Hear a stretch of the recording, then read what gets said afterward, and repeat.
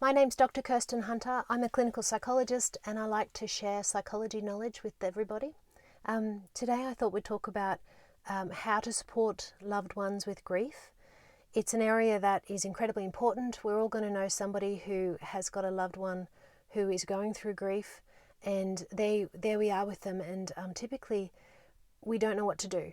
Most people, when we've got someone with us who's grieving, we just get really awkward. We don't know what to say. We tend to go quiet, or we fuss, or we talk about things that are really not important, which can be very annoying to them. And it's hard to get it right. It's really hard to get it right. So the reason why we find it so hard to support someone with grief is that we're uncomfortable. It's a scary topic. We know they're going through something that's enormous, and it's really, really hard to kind of meet them at that point. So I guess the first point is just be quiet. Just be gentle and quiet with them. They've got so much going on. They're probably in a state of shock initially. Their minds are racing. They're full of huge emotions. They don't really care about so much of what's happening around them in normal life stresses. It's all just, they've discovered it's all irrelevant. So just be gentle and just be quiet with them. Genuinely say, hey, how's your day going? Is it a tough day? And I assume it's a tough day. Don't say, how's your day, expecting them to turn back and say, yep, having a good day. More a case of, is today a bit of a tough day?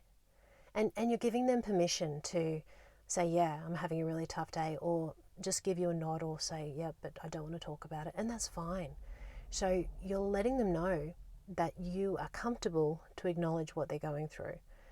Say to them, what can I do for you? Most people find it really hard to do self-care.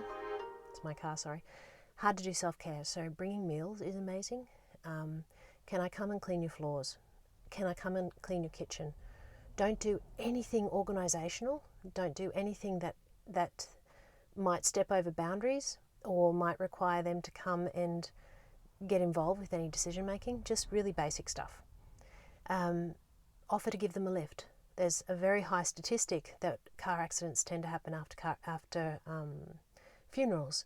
That's not good. So obviously it's not just the funeral day, it's that whole week and month around that time. So you can just practically help out in that way. You can say, hey, do you want to go for a walk? You know, do you want to come and help me in the garden?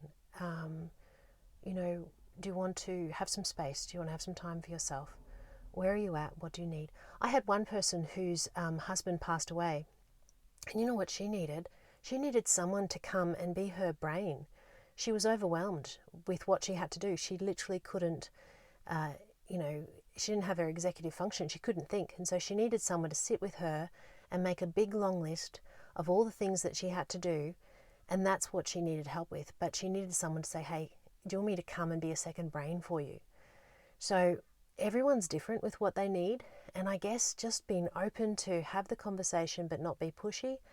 Be open to the fact that everyone's different in what they need.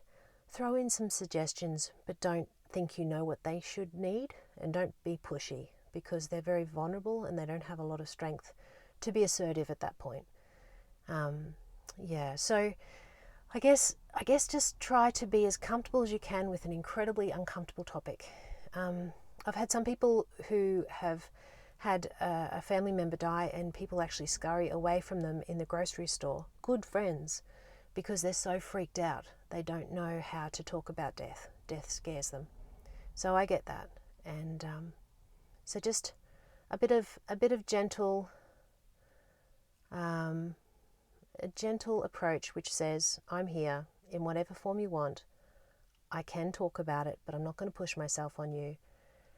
Is really good. Now, the second thing that's really important is to realize that it's really harsh, but everybody else's life kind of gets on and moves on. They might focus on the person for a month, sadly, and then they still think of the person, but they get caught up in the rat race of their life.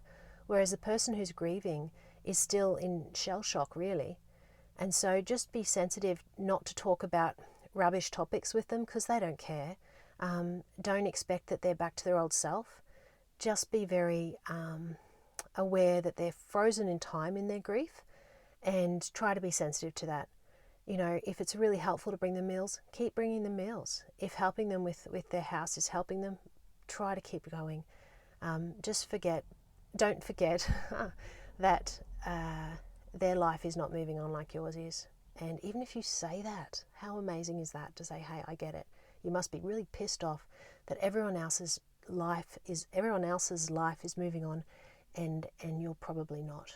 And how amazing to feel heard and to have someone really understand you. So there you go, everybody. That's how you can help someone with grief. It's a very challenging thing to do. Okay, so if you want to catch me online, I've got the website with lots and lots of free resources for you, KirstenHunterAuthor.com.